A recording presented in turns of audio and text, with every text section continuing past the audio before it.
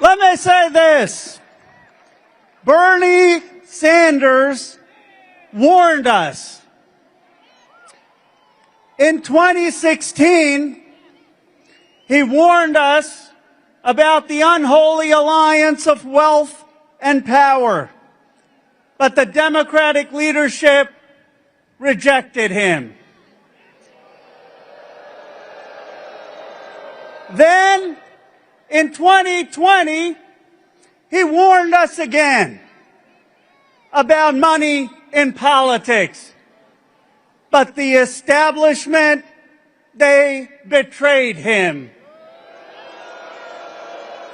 Now, for a third time, he's warning us about billionaires taking over our democracy. And guess what? Guess what? This time, Democrats in America are finally listening. There is hope, America. You are the hope. Look, you had the richest guy in the world spend $250 million to put Donald Trump back into the White House. Then Trump hands him the keys to slash Medicaid, gut public education, and rip food stamps away from families.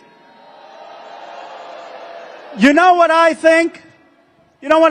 Instead of giving $4 trillion of tax breaks to billionaires like Elon Musk, how about in this country we start to tax the billionaires? Government is not the problem. Government is for the people. When they talk about cutting Medicaid, we fight for Medicare for all. There's a better way. When they talk about cutting Social Security, we fight to expand Social Security. When Musk fires workers, we fight to give workers a raise the wage to $17. When they take away student loans, we fight to make public college and vocational education free. And when they have $1 trillion defense budget, we fight to slash the real waste in this country, the bloated defense contractors, so we can feed hungry kids and get a dentist for our seniors. Look, let me end with this.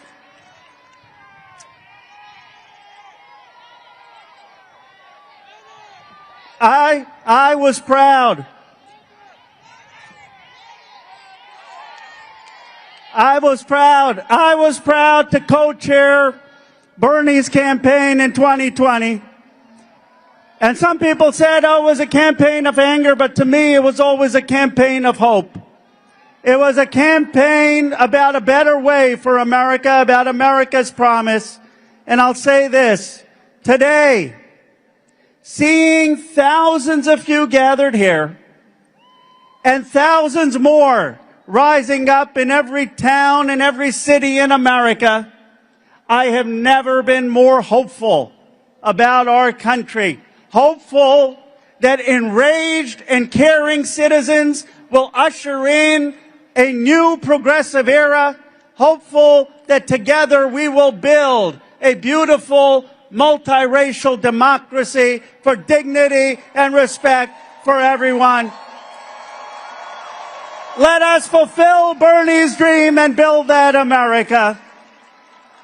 My friends, I'm now so honored that I get to introduce, and I'm not exaggerating, I've been in Congress 9 years, I've seen a lot.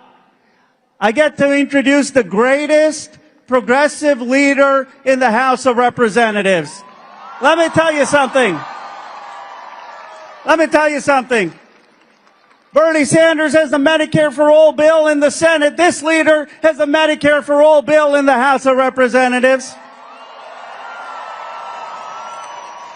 When other people were ducking for cover and not raising their voice against deportations, this leader spoke out for immigrant rights as human rights. When people did not have the courage to speak out for the human rights of Palestinians, this leader spoke out with courage for the human rights of people in Palestine. All of the progressive legislation we got under Joe Biden because of the campaign of Bernie Sanders, all of it happened because she was the leader of the Congressional Progressive Caucus. The greatest CPC chair, well, the greatest leader we have of progressives in the House of Representatives, Pramila Jayapal.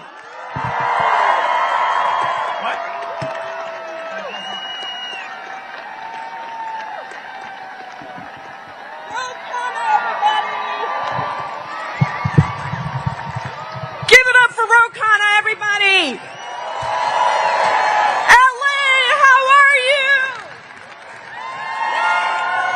What's up, LA? It is so good to be right here with you to fight back against Donald Trump, Elon Musk, and the unelected billionaires and petty grifters that want to steal from you so they can buy another luxury yacht. We are here to fight back against the corporations that are hiking the cost of childcare and laying off workers.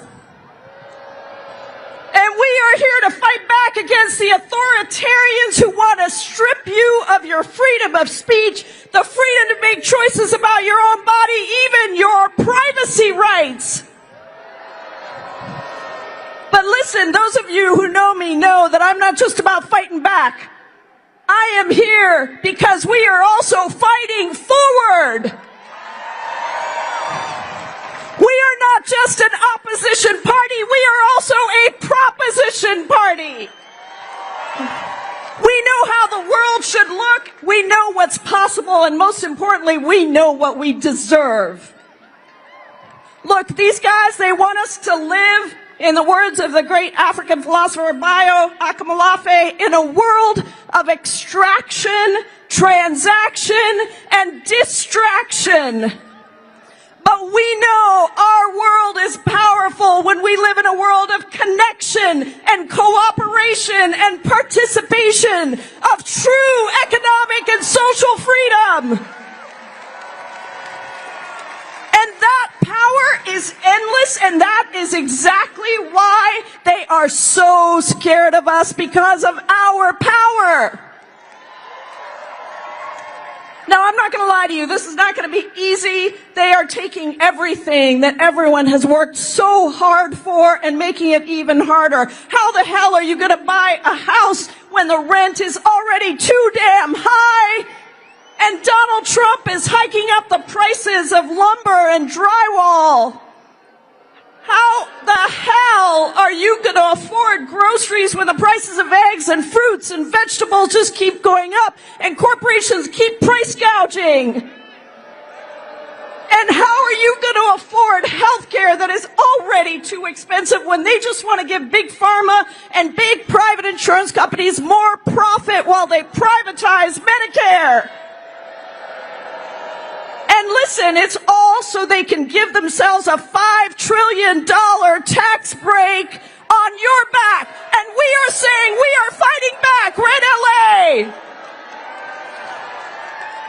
Now, here's the thing. We have gotten complacent in America. I think we have believed that our democracy was going to survive and we wouldn't have to do much to protect it. And we're seeing that that just ain't so. And we have to change course. In my mind, we got to do three things. We have to resist and train ourselves for the next step. We've got to defeat the oligarchs and the dictators that are trying to take over our country. And we have to rebuild anew a world that gives genuine economic and social freedom to every person to thrive, not just barely survive.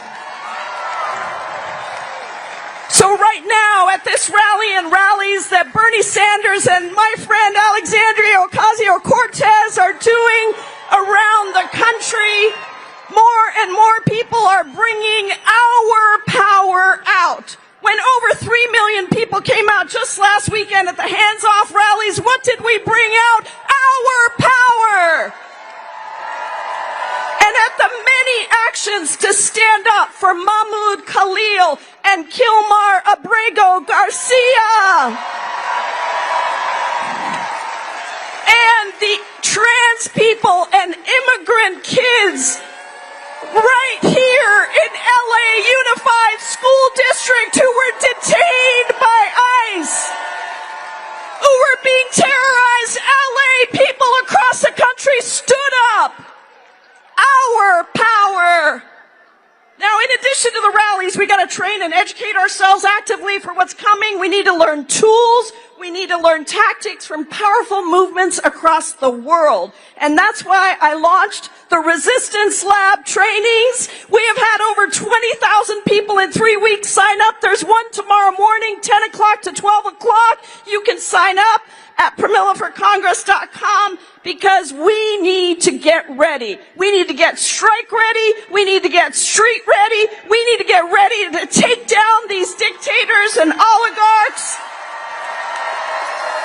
Take down the people who are destroying our unions and our institutions, selling off our public goods and resources to the highest bidder, and stripping us of our Social Security, Medicare, and Medicaid. And when we do that, that's when we rebuild the world we know is possible, where every single one of us, white, black, and brown, every race, every class across America, gets to just live a decent life, where we have a roof over our head, food on the table, education for our kids, and dignity with Social Security when we retire. That is all we are demanding. And by the way, that's exactly why Bernie Sanders and I are introducing again the Medicare for All bill in just a couple of weeks. Now, if you all are ready for that vision of the world that we are building anew, then I want you to take the hands of the people next to you, raise them up in the air, and show that our coordinated resistance is stronger than their hate. That our love is greater than their greed. And that our power will eclipse their cruelty. Thank you, LA. Thank you for everything you are doing.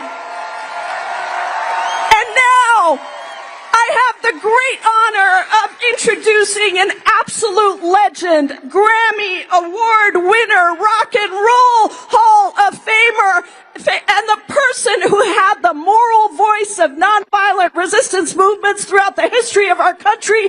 Please welcome Joan Baez.